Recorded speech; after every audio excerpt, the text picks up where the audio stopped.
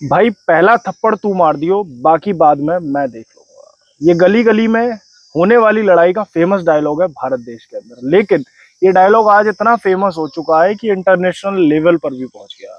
मेरी बात थोड़ी आपको आधी अधूरी समझ में आ रही होगी, मैं ढंग से समझाता हूँ। कुछ दिन पहले आप लोगों ने खबर सुनी थी कि इसराइल ने ईरान पर हमला किया। वहीं बात करें डोनाल्ड ट्रंप, जो कि अमेरिका के राष्ट्रपति हैं, उन्होंने इसराइल का पूरा समर्थन किया। लेकिन जब ईरान ने वापस कार्रवाई की और अमेरिका की धमकियों से ईरान का जो सुप्रीम लीडर है वो नहीं डरा, तो डोनाल्ड ट्रंप ने वही हाल कर दिखाया जो भारत की गली गली में होने वाली लड़ाई में होता है। यानी पहले इजराइल से कह दिया कि भाई तू पहला थप्पड़ मार दे, बाकी बाद में मैं देख लूंगा। और बाद में अमेरिका वहां से वैसे ही भाग गया जैसे हर लड़ाई में जो पीछे खड़ा हुआ व्यक्ति भाग जाता है। In light of that news, I have a message directly from the president, and I quote, based on the fact that there's a substantial chance of negotiations that may or may not take place with Iran in the near future, I will make my decision whether or not to go within the next 2 weeks. That's a quote directly from the president for all of you today. नमस्कार दोस्तों, मैं हूं शिवी और आज की video में बात करने वाले हैं इजराइल और ईरान के कॉन्फ्लिक्ट पर। आखिर क्यों इन देशों के अंदर लड़ाई हुई? ये देश पहले बहुत अच्छे दोस्त हुआ करते थे, तो कैसे इनकी दोस्ती दुश्मनी में बदली? और कौन है ईरान का सुप्रीम लीडर जो अमेरिका जैसे बड़े देश की भी धमकियों से डर नहीं रहा है? आखिर क्यों ईरान को न्यूक्लियर वेपन की जरूरत है और क्यों इजराइल और बाकी देश चाहते हैं कि ईरान न्यूक्लियर वेपन डेवलप ना कर पाए? इन सारे सवालों के जवाब और पूरे कॉन्फ्लिक्ट से जुड़ी सारी बातें आपको बड़ी ही आसान भाषा में, सिंपल तरीके से आपको इस छोटे से वीडियो में देखने को मिलेंगी। तो आइए स्टार्ट करते हैं। अब समझते हैं कि इन देशों के बीच में जो पुरानी लड़ाई है उसकी मेन वजह क्या है। इसराइल एक ऐसा देश है जो पहले एग्जिस्ट नहीं करता था। ब्रिटेन की हेल्प से यहूदियों ने फिलिस्तीन के एक हिस्से पर कब्जा करके एक देश बनाया जिसका नाम था इसराइल। और भारत जैसे कई लगभग 13 देश थे, जिसमें कई सारे मुस्लिम कंट्रीज भी थे, जिन्होंने इसराइल को देश मानने से इनकार कर दिया। आखिर बाद में धीरे धीरे करके काफी सारे देशों ने इसराइल को देश मान लिया, जिनमें से भारत भी एक है। 1948 में जब इसराइल बना तो ईरान ने उसको देश मानने से साफ इनकार कर दिया, क्योंकि ईरान जो है एक मुस्लिम कंट्री है और फिलिस्तीन जो है वो भी मुस्लिम कंट्री था और उसी के हिस्से पर यहूदियों ने कब्जा किया था। इस वजह से ज्यादातर मुस्लिम कंट्री इसराइल के विरोध में थे, उनमें से ईरान एक था।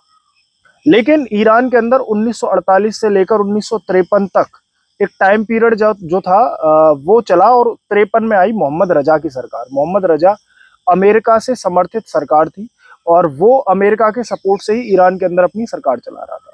मोहम्मद रजा वेस्टर्न कल्चर को ईरान के अंदर बढ़ावा दे रहा था और उसने इसराइल को देश मान लिया। और मोहम्मद रजा का ही जो सरकार है वो 1979 तक चली और 1979 तक ईरान और इसराइल के संबंध बहुत अच्छे रहे। ये दोनों दोस्त हो गए और इसराइल ईरान से तेल खरीदने लग गया और ईरान इसराइल से हथियार खरीदने लग गया। लेकिन समय आता है 1979 का।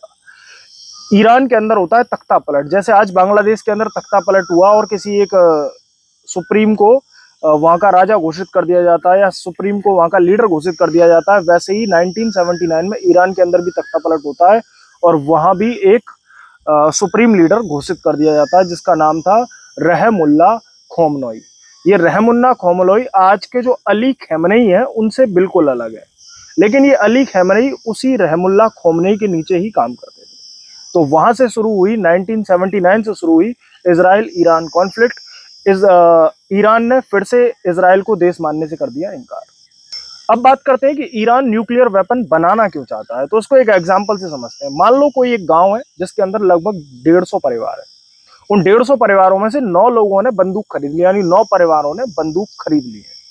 अब उन 9 परिवारों के पास बंदूक होने के साथ साथ अब जो बचे हुए कुछ परिवार है वो भी चाह रहे हैं कि अगर इन 9 परिवारों में से किसी से अगर हमारी लड़ाई हो जाती है या कुछ तीखी बहस हो जाती है या फिर इन लोगों के सामने खड़े रहने के लिए हमारे पास भी बंदूक होनी चाहिए। लेकिन वहीं वो 9 परिवार चाहते हैं कि अब हमारे अलावा ना तो किसी के पास बंदूकें आए जिससे कोई हमारे बराबरी पर खड़ा हो, और उन 9 परिवारों में भी एक ऐसा परिवार होगा जो उन 9 में भी थोड़ा टॉप लीडर होगा। और वो 9 में से जो टॉप लीडर है उसको हम मान सकते हैं अमेरिका।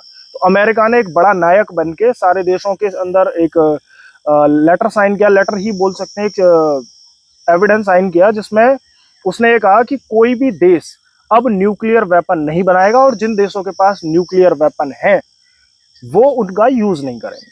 तो इसको सब देशों ने मान लिया, लेकिन छुप छुप कर कई सारे देश न्यूक्लियर वेपन बनाते रहते हैं अपनी ताकत को बढ़ाने के लिए। यानी जो मैंने बंदूकों का एग्जाम्पल लिया था और घरों का एग्जाम्पल लिया था, वो है घर हैं देश और बंदूकें हैं न्यूक्लियर। ऐसे ही भारत ने जब न्यूक्लियर वेपन को डेवलप किया था तब अमेरिका ने काफी सारे सैंक्शन लगाए थे, लेकिन भारत ने फिर भी उसको डेवलप कर लिया। आज वैसे ही ईरान अपने यहाँ न्यूक्लियर वेपन डेवलप करना चाह रहा है, तो अमेरिका जैसे कई देश उस पर सैंक्शन लगा रहे हैं, लेकिन वो फिर भी नहीं रुक रहा। अब इजराइल बीच में क्यों कूदा? इजराइल एक ऐसा देश है जिसकी ईरान से बहुत पुरानी दुश्मनी है। अगर ईरान न्यूक्लियर वेपन डेवलप कर लेता है तो हो सकता है वो इजराइल को उड़ा दे।